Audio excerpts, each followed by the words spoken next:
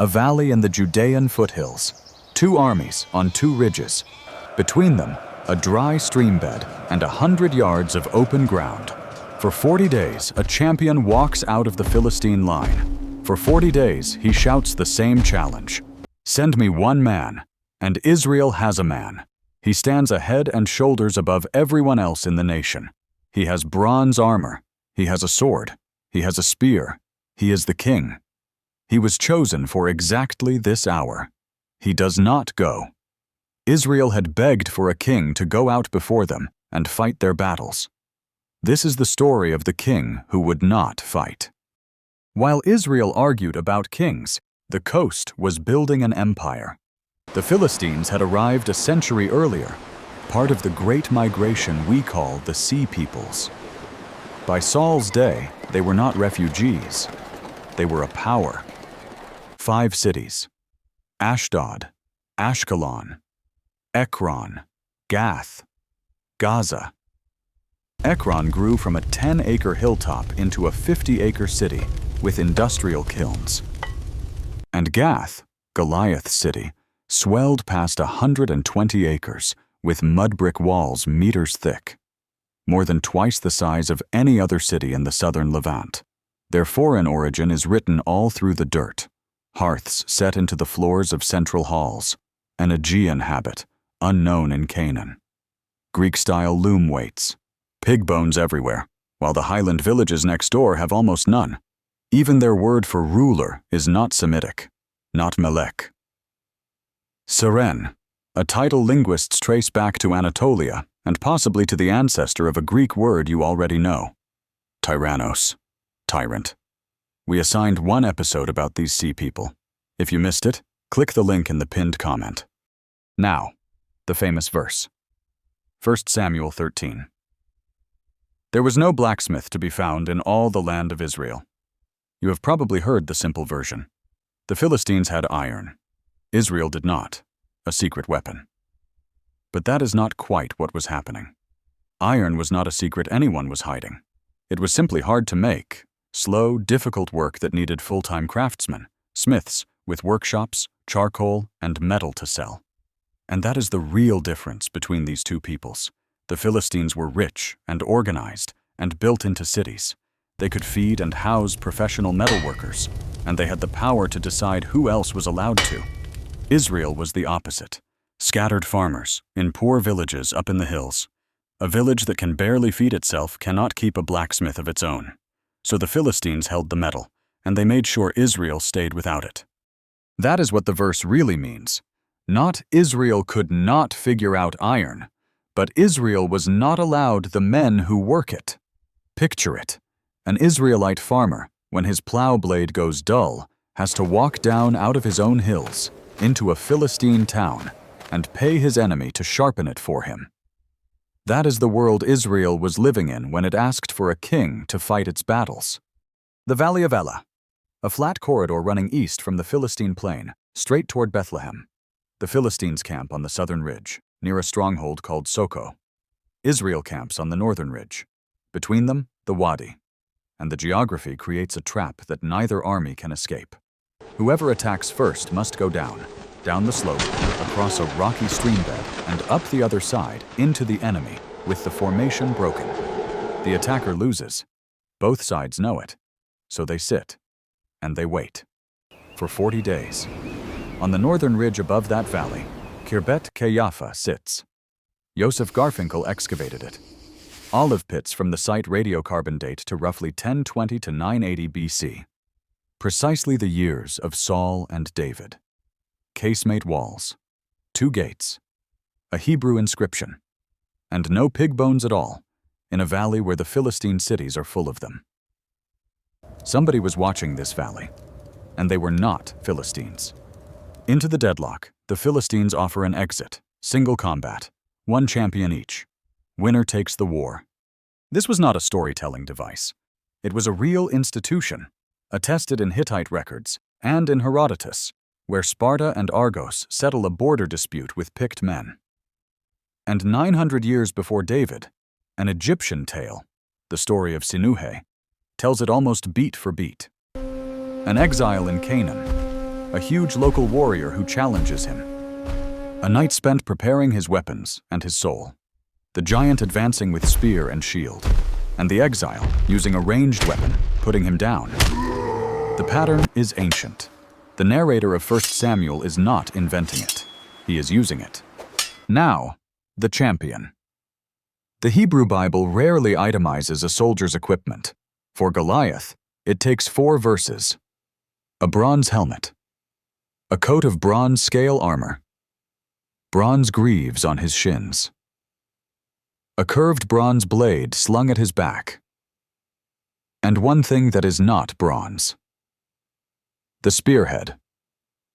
600 shekels of iron. That is exactly right for the period. Bronze for the bulk, because bronze can be cast. Iron for the one component that has to punch through another man's armor. The mixed kit is not a mistake. It is a fingerprint. Then a phrase. The shaft of his spear was like a weaver's beam. For centuries, readers took that as poetry. It's a big spear. Yigael Yadin, soldier and archaeologist, said no. It is technical. A weaver's beam has a cord and a loop.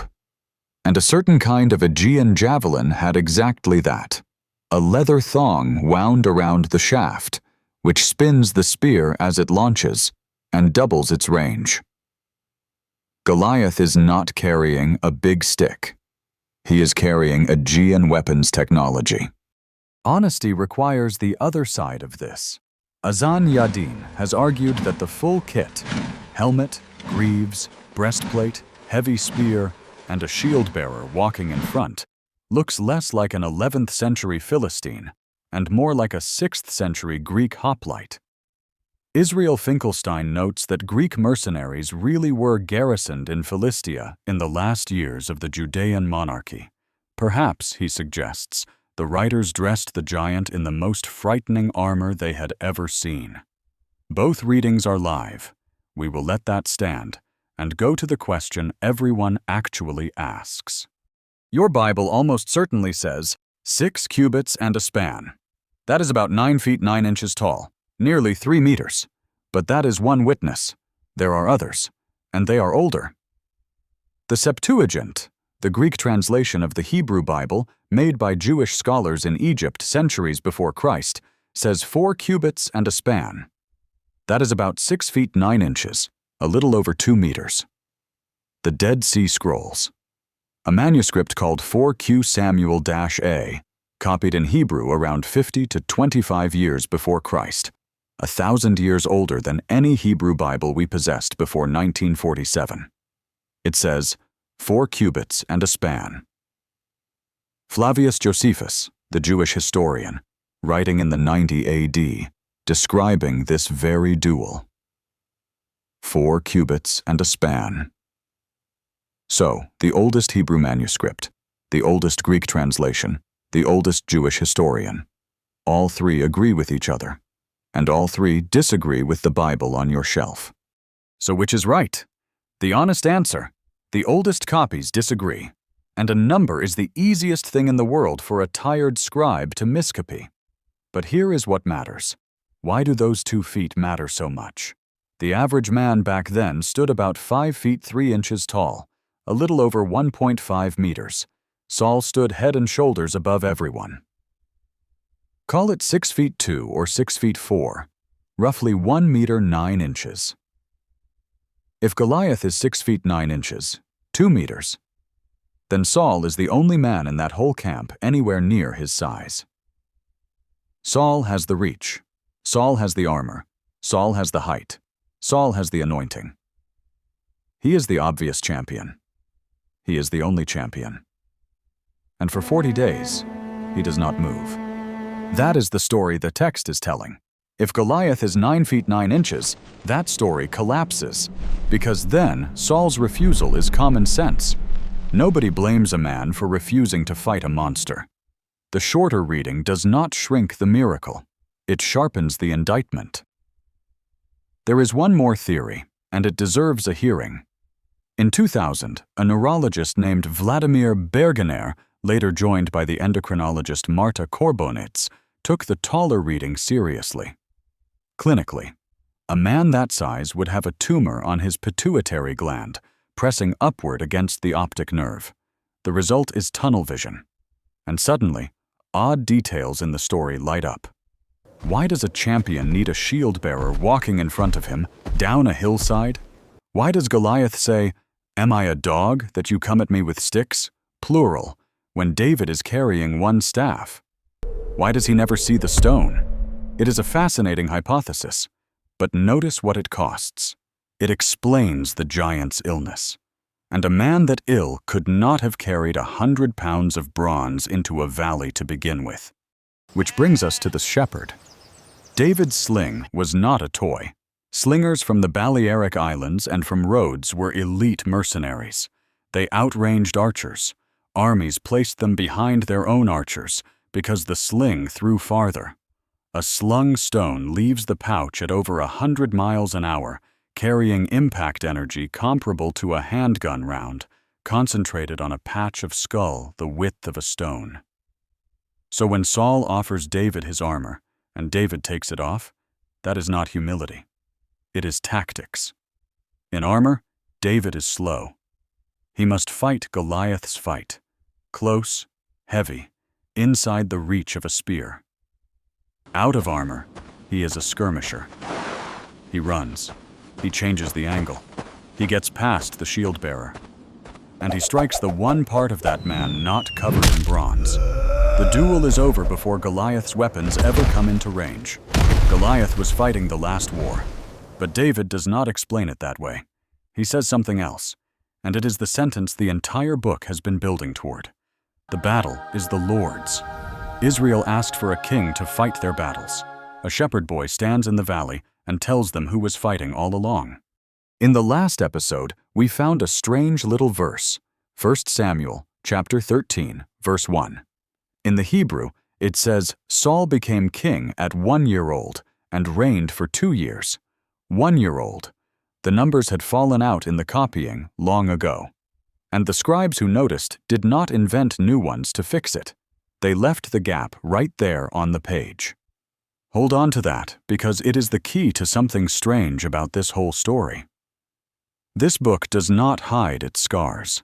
When the text is hard, broken, or awkward, the people who copied it left it hard. And once you see that, you see it everywhere. Here are 2 more. The first. There are 2 versions of the David and Goliath story, and they differ in size. The Hebrew version is long, the one you know. The shepherd boy. The bread and cheese. The big brother's sneer. But the Old Greek version is much shorter. Nearly half of it is not there, and it leaves a puzzle behind. In the long version, after the fight, King Saul looks at David and asks, "Whose son is this young man?" As if he has never seen him before. But a chapter earlier, David is already in Saul's court, playing music for him, carrying his armor. The king should know exactly who he is. Scholars have argued about this for a very long time. Maybe 2 old stories of how David arrived were stitched into one. Maybe the shorter version was trimmed to tidy it up. Maybe a scroll was damaged and repaired 2 different ways. But here is the thing. Nobody smoothed it over. The bump is still in the road for anyone to feel. The second. This one is sharper. 2 Samuel chapter 21, verse 19. It says a man named Elhanan killed Goliath. Elhanan. Not David. And that is not a slip in one stray copy. The Hebrew says it. The Greek says it too. Now, there is another verse, in 1 Chronicles, that tells the same battle a little differently. There Elhanan kills the brother of Goliath. A brother. A different giant. And no contradiction at all. And many Bibles quietly follow that version. The Old King James added the words, the brother of, but printed them in a different type, honestly showing that they were not in the original Hebrew. The Standard Korean Bible reads it that way too. Golriase aurahomi. Lahmi, the brother of Goliath. So which is right? Maybe Chronicles preserved the true version, and Samuel's got garbled. Or maybe, and scholars do say this plainly, maybe someone else really did kill Goliath. And over time, the story handed the victory to its most famous hero. We do not have to settle that today, because both answers agree on the one thing that matters. Somebody, at some point, could have quietly erased that verse. Made the problem disappear. Nobody did. It is still sitting there, in Hebrew and in Greek, making people uncomfortable. 3,000 years later. And notice what the Bible never actually says. It never says David beat the giants of Gath alone. In fact, it names 4 of them, and 4 different men who brought them down. 1 killed by Abishai, 1 by Sibbecai, 1 strange giant, with 6 fingers on each hand and 6 toes on each foot, killed by David's own nephew, and Goliath's brother, killed by Elhanan. The giants of Gath did not fall to one hero. They fell, one by one, over a generation, to ordinary men. Men who had learned, from one boy, in one valley, that they were not too small. Go back to the ridge. Israel had said, "Give us a king to go out before us and fight our battles." They got one. And in the 1 hour the entire request had been made for, he sat in his tent for 40 days. Samuel warned them the king would take their sons, their fields, their grain, their freedom. He never warned them of the worst thing that the king might not fight. The crisis of 1 Samuel was never really about kings. It was about where a nation puts its trust, in the reach of a spear, or in the God who was already fighting for them. Saul does not recover from this valley. What follows is a long descent, a king hunting the boy who did what he could not, a spear thrown across a room, a night visit to a medium, and a body hung on a wall at Beth-shean. But before we follow Saul down into the dark, there is a piece of broken pottery. It came out of the ground at Tel-Assaphi, the mound that was Gath, Goliath's city. Scratched into it are 2 names. They are not Hebrew. They are not Semitic at all. And they sound remarkably, uncomfortably like Goliath. What that shard says, and what it does not prove, that is where we go next.